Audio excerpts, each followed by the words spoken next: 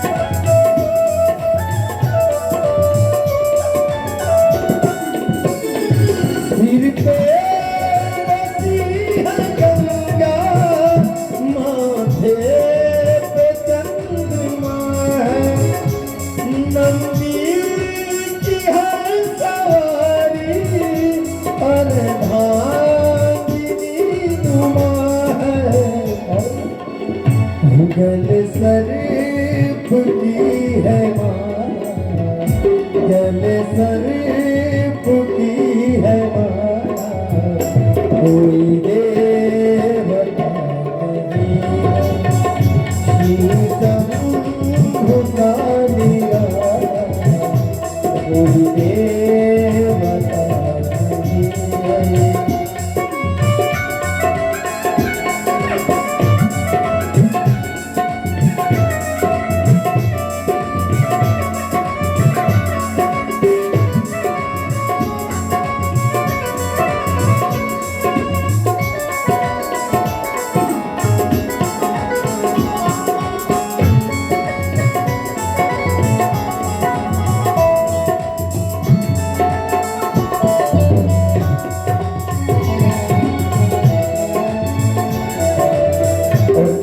एक बार की बात है, जब समुद्र महाराज का मंथन होने लगा उस समय हमारे भोले बाबा का भोले विद्वान मेरा बाप को बताने हैं। अमृत की कामना से सब मथी रहे थे सागर से निकला है जिसी हलाहल जिसे पी गया था शंकर।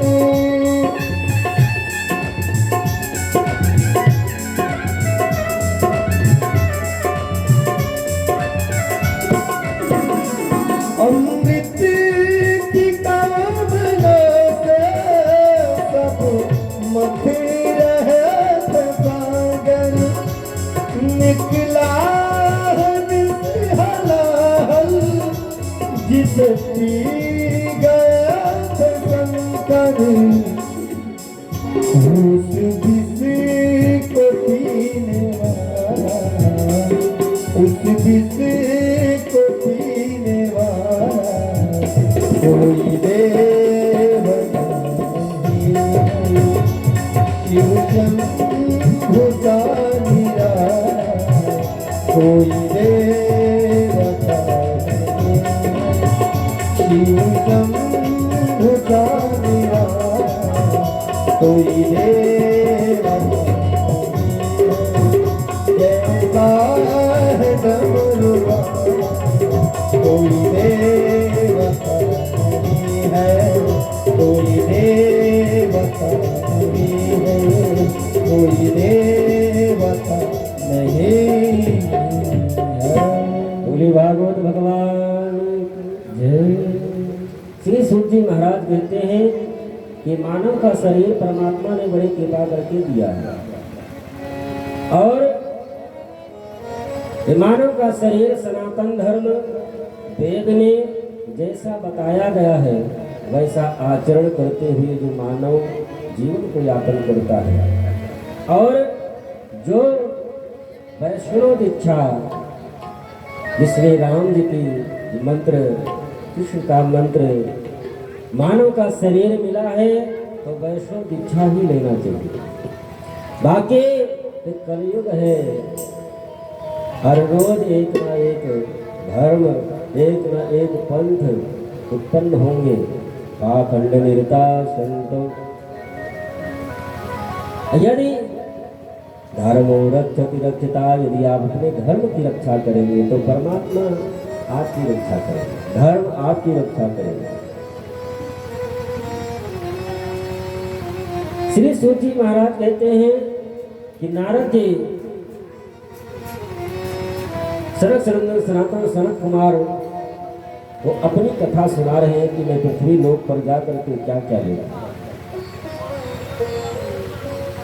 नारद जी कहते हैं कि महाराज, संतों के यहाँ तुम्हें जाकर के देखा, कलयुग आने पर संत लोग उन्हीं को मानते हैं, तो जितना बड़ा पाखंड कर ले उतना बड़ा संत उसको मानते हैं। फिर मन में विचार आया कि कम से कम सब गृहस्थों के यहाँ चल करके देखो, जिन गृहस्थों के यहाँ संत जन्म लेते हैं, जिन गृहस्थ में स्वयं परात्पर पार्वण परमेश्वर परमात्मा अवतरित होते हैं, उन गृहस्थों के यहाँ चल करके देखूं वहाँ की स्थिति क्या है। क्योंकि जिन्हीं गृहस्थ आश्रम से ही अन्य आश्रम का भी संचालन होता है, गृहस्थ धर्म से ही सारे धर्म चलते हैं, तो गृहस्थों के यहाँ भी चल करके देखें। नारद जी कहते हैं कि जब मैं गृहस्थों के यहाँ गया तो स्थिति तो सब कुछ ठीक ठाक थी, लेकिन वहाँ पर भी कलयुग ने अपना प्रभाव जमा लिया था। नारद जी कहते हैं कि तरुणी प्रभुता गेहे, तरुणी प्रभुता गेहे। तो सनक सनंदन सनत कुमारों ने कहा ये तो अच्छी बात है कि तरुणी प्रभुता गेहे, कि बेटे का विवाह कर दिए और अब उनको तो घर में बहू आ गई, भगवान का भजन करें, कथा सुने, साधु संतों की सेवा करें, तीर्थ यात्रा करें, आगे की अपनी व्यवस्था बनाए। अब क्या पड़ा है कि पूरा जीवन उसी घर गृहस्थी में लगे रहे। नारद जी कहते हैं कि ये तो बात ठीक है, मैं भी मानता हूँ कि बेटा युवा हो गया है, विवाह कर दे, घर में बहू आ गई, उसको सब कुछ सौंप दे, वो अपना घर परिवार चलाए, बैठ करके अपना भगवान का भजन करे, ये तो बात ठीक है। लेकिन समस्या सबसे बड़ी ये है कि तरुणी प्रवतागे श्याल को बुद्धिदायक। समस्या महाराज सबसे बड़ी यही है कि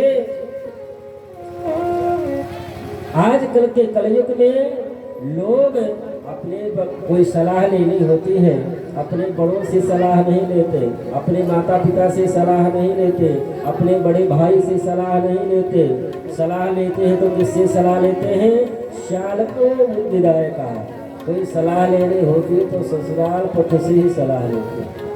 समस्या यहाँ पर है, कोई सलाह लेनी है तो अपने माता पिता, अपने बड़े भाई से सलाह न लेकर के ससुराल वालों से, साले साहब से सलाह लेते हैं।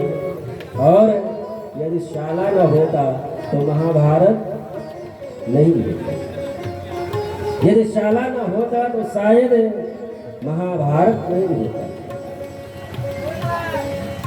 श्री नारद जी महाराज कहते हैं कि मैंने जाकर के यही देखा, तरुणी प्रभुता श्याल को बुद्धिदायक। और गृहस्थों में सबसे बड़ी समस्या ये आ गई है, कन्या विक्रयो लोभा दंपति नाम चकलकल। नारद जी कहते हैं कि इस कलिकाल में अब बेटी बेटे का विवाह नहीं होता, अब क्रय विक्रय होता है। बेटे की पढ़ाई में 10 लाख लगाए हैं तो 20 लाख दहेज चाहिए, यदि बेटे के पढ़ाई में 5 लाख लगाए हैं तो 10 लाख दहेज चाहिए। जिसके कारण, इस दहेज के कारण अब हर घर में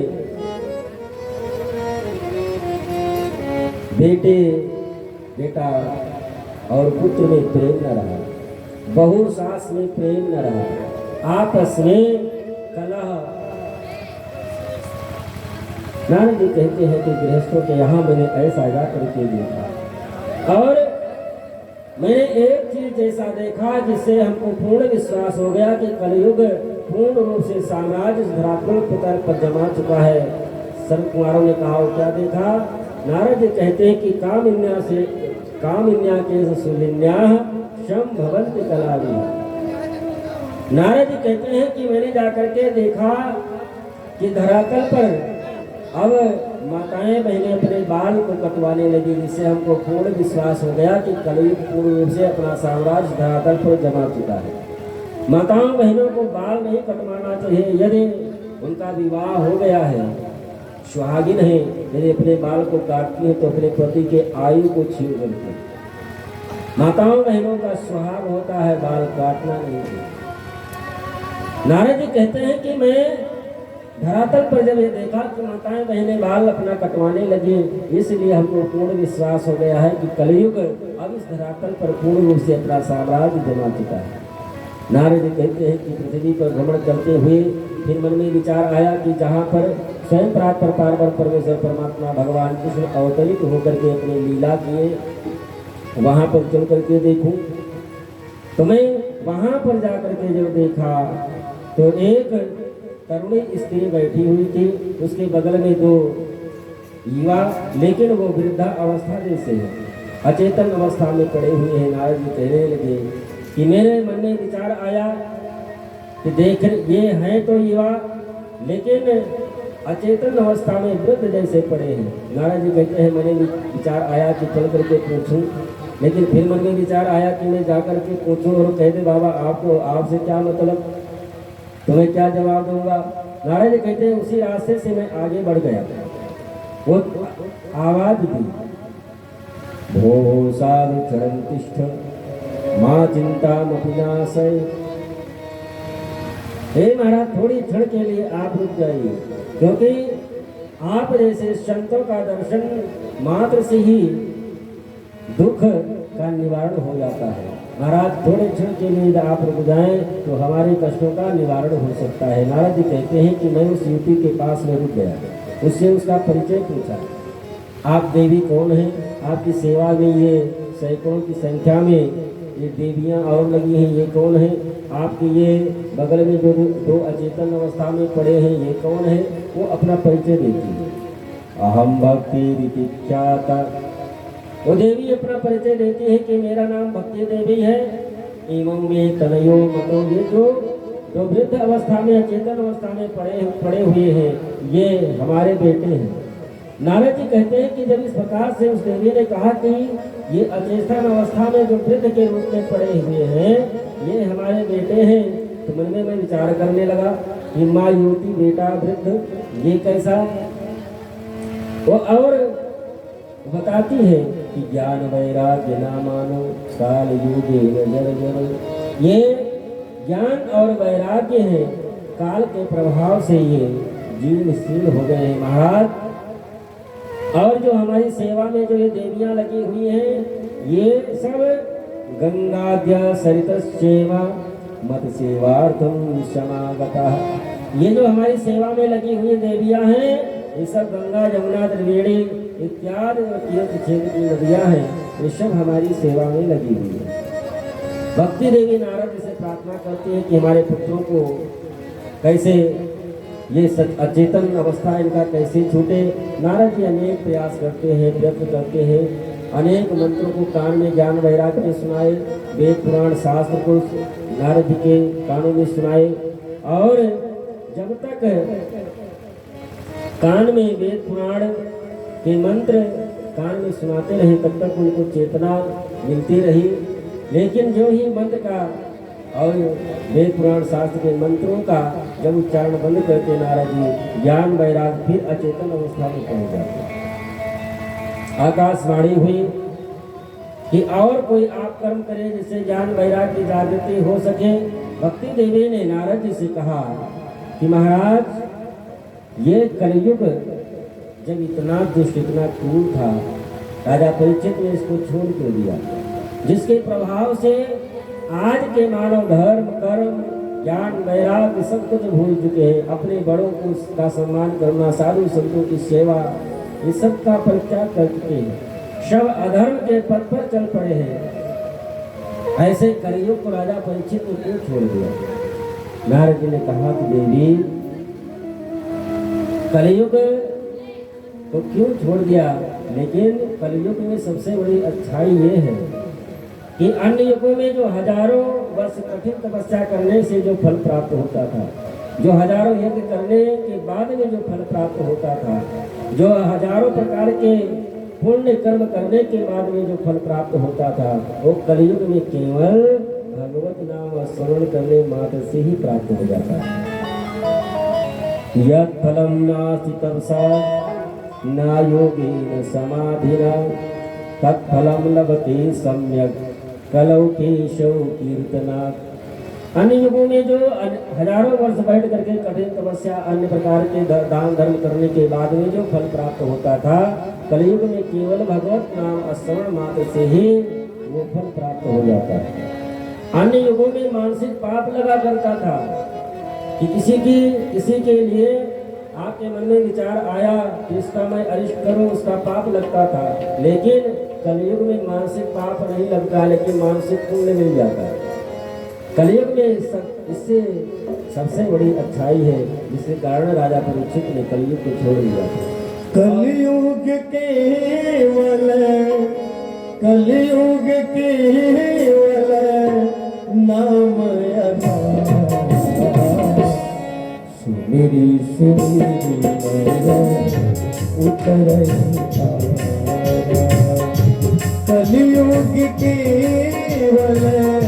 कलयुग केवल नाम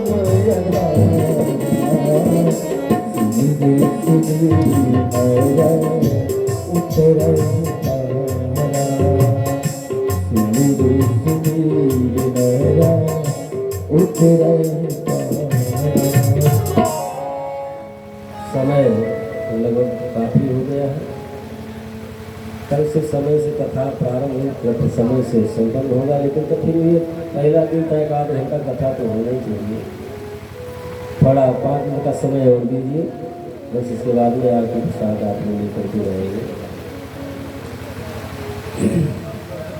सनत कुमार से नारद जी ने कहा कि कलयुग के मानव का कल्याण कैसे हो सके, ज्ञान वैराग्य की जागृति कैसे हो सके। तो सनत कुमारों ने नारद जी से कहा कि ज्ञान वैराग्य की जागृति और कलयुग में मानव का कल्याण का केवल एक ही साधन है, वो है श्रीमद् भागवत की कथा। तो नारद जी ने कहा कि ज्ञान वैराग्य की जागृति के लिए ज्ञान वैराग्य को हम वेद पुराण शास्त्र के मंत्रों को उनके कान में सुनाया, लेकिन जब तक सुनाते रहे तब तक तो उनको जागृति हुई, लेकिन उसके बाद फिर अचेतन अवस्था में पड़ गए। और महाराज आप कह रहे हैं कि श्रीमद् भागवत के माध्यम से उनका कल्याण हो सकेगा। सनत कुमार ने कहा कि श्रीमद् भागवत एक ऐसा ग्रंथ है कि जो सभी वेद पुराण शास्त्र का निचोड़ है, सभी वेद पुराण शास्त्र का सार तत्व है। यदि श्रीमद् भागवत का आयोजन किया जाए तो भक्ति ज्ञान वैराग्य के साथ में संपूर्ण संसार के लोगों का कल्याण हो सकता है। श्रीमद् भागवत का आयोजन नारद जी महाराज हरिद्वार क्षेत्र में करते हैं। श्री सरसनंदन सनत कुमार चारों भाई कथा सुनाने के लिए बैठे। सभी नारद जी कथा के यजमान बने, सभी को सबसे पहले निमंत्रण दी। श्रीमद् भागवत आयोजन के पूर्व सभी को निमंत्रण दे देना चाहिए कि हमारे घर में भगवान की कृपा से श्रीमद् भागवत का आयोजन हो। नारद जी सबको निमंत्रण देते हैं, सबको आमंत्रित करते हैं। सभी ऋषि महर्षि भी आ गए। श्री सरसनंदन सनत कुमार चारों भाई बैठ गए कथा सुनाने के लिए। नारद यजमान के रूप में कथा सुनने के लिए बैठ गए। साथ में सभी ऋषि महर्षि भी और भक्ति देवी के साथ में ज्ञान वैराग्य भी उपस्थित हुई कथा सुनने के लिए। सनत कुमार नारद जी को कथा सुनाने लगे और नारद जी प्रश्न करते हैं सनत कुमार से कि महाराज कैसे कैसे लोगों का कल्याण हो सकता है श्रीमद् भागवत के माध्यम से। श्री सनत कुमार कहते हैं कि ये मानवा पाप कृतस्तु सर्वदा, ये मानवा पाप कृतस्तु सर्वदा सदा दुराचार्यता विमार्गः। शरद कुमार कहते हैं कि ये मानवा पाप कृतस्तु सर्वदा, यदि कोई मानव पाप कर्म करते करते पूरा जीवन उसका पाप कर्म में ही व्यतीत हो गया हो और पाप कर्म करते करते उसकी मृत्यु हो गई हो और वो प्रेता योनि को प्राप्त हो गया हो, ये मानवा पाप कृतस्तु सर्वदा सदा दुराचार्यता विमार्गः, पूरा जीवन वो केवल पाप कर्म में ही अपना बिता दिया हो, कभी भी सत्कर्म सद्धर्म न किया हो, कभी तीर्थ यात्रा न की हो, कभी भी भगवान का नाम न लिया हो, कोई भी सत्कर्म न किया हो, पूरा जीवन वो पाप कर्म करते करते बिता दिया, उसकी मृत्यु हो गई हो, उसका भी कल्याण करने की सामर्थ्य श्रीमद् भागवत में है। श्री शरद कुमार कहते हैं कि एक उदाहरण, एक इतिहास में आपको सुनाता हूँ। आत्मदेव नाम के ब्राह्मण थे जिनका पुत्र गोकर्ण और धुंधकारी पाप कर्म करते करते पूरा जीवन समाप्त कर दिया था। ब्राह्मण कुल में जन्म लेने के बाद में भी पाप कर्म में ही पूरा जीवन बिताया और मरने के बाद में प्रेत हुआ। लेकिन गोकर्ण जो उसके छोटे भाई थे, गोकर्ण जी महाराज को जब ये पता चला कि भाई के मृत्यु पाप कर्म करते करते उसकी हो गई है, प्रेत बन गया है, तो जाकर के गया में अन्य तीर्थों में जाकर के श्राद्ध किए, तर्पण किए, लेकिन तो फिर भी उसका उद्धार न हुआ। वापस लौट करके जब अपने घर पर आए तो वो धुंधकारी अनेक रूप धारण करके गोकर्ण जी को डराने लगा। गोकर्ण जी महाराज मंत्र के द्वारा जब उसको बोलने की सामर्थ्य दी तो धुंधकारी ने कहा कि मैं आपका भाई हूँ, पाप कर्म करते करते मेरी मृत्यु हो गई, जिसके कारण मैं प्रेता योनि मेरा जन्म मैं प्राप्त हुआ हूँ। तो गोकर्ण जी महाराज ने कहा कि आपके लिए मैं गया में जाकर के श्राद्ध किया, अन्य तीर्थों में जाकर के श्राद्ध किया, पिंडदान किया, आपका कल्याण नहीं हुआ। धुंधकारी ने कहा कि भैया मैं इतना बड़ा पापी हूँ कि आप एक नहीं 1000 बार जाकर के गया श्राद्ध करेंगे फिर भी हमारा कल्याण नहीं होगा, क्योंकि मानव जो पाप कर्म करता है, जो कर्म करता है, कर्म कभी पीछा नहीं छोड़ता। आप ये सोचें कि पूरा जीवन पाप कर्म करते रहेंगे, मर जाएंगे, बेटा ले जाकर के गंगा जी में अस्थि डाल देगा और यहाँ जाकर के गया में श्राद्ध कर देगा, स्वर्ग हो जाएगा, कभी नहीं होगा। वो तो अपने धर्म का पालन कर रहा है और जो आप कर्म किए हैं उसका वो फल तो आपको भोगना ही पड़ेगा। गोकर्ण जी महाराज रात्रि में जब उसके भाई धुंधकारी ने बताया कि हमारा कल्याण कैसे हो, आप ही कोई उपाय करें। सुबह हुई धुंधकारी गोकर्ण जी महाराज सूर्य भगवान से प्रार्थना किए। सूर्य भगवान ने उपाय बताया कि आपके भाई का कल्याण केवल श्रीमद् भागवत के माध्यम से हो सकता है। गोकर्ण जी महाराज सभी अपने रिश्ते नाते सभी को आमंत्रित किए, बुलाए, स्वयं श्रीमद् भागवत कथा सुनाने के लिए या शासन पर बैठे। उनका जो भाई धुंधकारी आया कथा सुनने के लिए, लेकिन प्रेत के रूप में है, तो बैठने की उसको कोई जगह न मिले, हवा आती उसको उड़ा करके दूर लेकर के चली जाती, बेचारा सुन नहीं पाता। वहीं पर एक 7 गांठ का बांस गड़ा हुआ था, उसी के छिद्र में बैठ गया। पहले दिन की कथा संपन्न हुई, पहला छिद्र फटा, दूसरे दिन की कथा संपन्न हुई, दूसरा छिद्र फटा, और 7 दिनों तक नियम पूर्वक और प्रेम से और श्रद्धा पूर्वक श्रीमद् भागवत का कथा का श्रवण किया धुंधकारी ने। 7वें दिन 7वें ग्रंथि फटे और भगवान नारायण स्वयं विमान लेकर के आए और उस प्रेता योनि से उसको मुक्त करा करके श्री भगवान नारायण अपने धाम को लेकर के चले गए। श्री शरद कुमार महाराज कहते हैं कि श्रीमद् भागवत की ये महिमा है कि जीवित रहते हुए जो श्रीमद् भागवत भगवान के शरण में जाता है उसका तो भगवान कल्याण करते ही है। यदि मान लीजिए जीवित रहते श्रीमद् भागवत का सेवन न कर पाया और मरने के बाद में उसके परिवार वाले चाहें तो उस मरे हुए व्यक्ति का भी कल्याण करने की सामर्थ्य शक्ति श्रीमद् भागवत में है। ये संक्षेप में आज की ये महात्मा की कथा रहे। कल से आप लोग समय से आए और भागवत का आनंद लें। कथा का समय 7 से 10, ठीक 10 बजे तक कथा संपन्न हो जाएगी। 6 बजे तक हमारे जो संगीत तक की कलाकार है 6 बजे मंच पर आ जाएंगे। 6 बजे से 7 बजे तक भजन का आनंद लीजिए और 7 बजे से 10 बजे तक आप लोग भागवत भगवान की शरण में बैठ करके भागवत का आनंद लीजिए। आइए एक छोटी सी भजन, इसके बाद में आरती प्रसाद लेकर के आप लोग जाएंगे।